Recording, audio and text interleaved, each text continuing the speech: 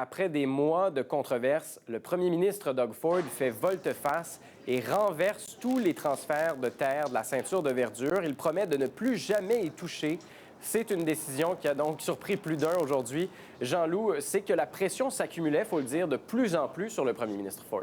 Oui, il faut dire que cela survient le lendemain seulement de la démission d'un deuxième ministre en lien avec ce scandale de la ceinture de verdure. Et aujourd'hui même, un rapport du commissaire à l'intégrité parlait des agissements de Doug Ford lui-même dans le cadre de cette affaire. Donc c'est au terme d'une retraite de 2 jours avec son cabinet de ministres que Doug Ford a convoqué cette conférence de presse à Niagara Falls. Il a fait mention de cette fameuse promesse de 2018, celle de ne jamais toucher à la ceinture de verdure. Il s'est excusé de l'avoir brisée. C'était une erreur, dit-il. Il promet donc de restituer toutes ces terres à la ceinture de verdure. On parle ici de 15 terres sur à peu près 3000 hectares qui vont donc être restitués à la ceinture de verdure. Et le Premier ministre va même un peu plus loin et promet même de ne plus jamais y toucher. Je vous laisse l'écouter.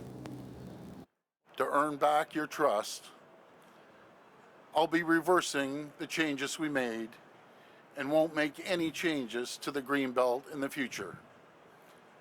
Because even if you do something for the right reasons, with the best of intentions, it can still be wrong. Bon, on voit qu'il veut mettre le dossier de la ceinture de verdure derrière lui, mais Jean-Loup, le premier ministre, n'est pas sorti de l'auberge pour autant. Oui, Doug Ford va continuer à faire face à beaucoup de questions, à commencer par celle de l'opposition néo-démocrate qui réclamait depuis des mois la restitution des terres de la ceinture de verdure. Et la chef de l'opposition, Maher Stiles, avait beaucoup de questions pour le premier ministre aujourd'hui, à commencer par le rapport à l'intégrité du commissaire à l'intégrité qui faisait mention de la participation d'un employé du Parti progressiste conservateur qui aurait vendu des billets à un promoteur, des billets pour un événement en marge du mariage de l'une des filles de Doug Ford. Alors pourquoi est-ce qu'un employé partisan prenait part à ses activités personnelles? C'est l'une des nombreuses questions de l'opposition.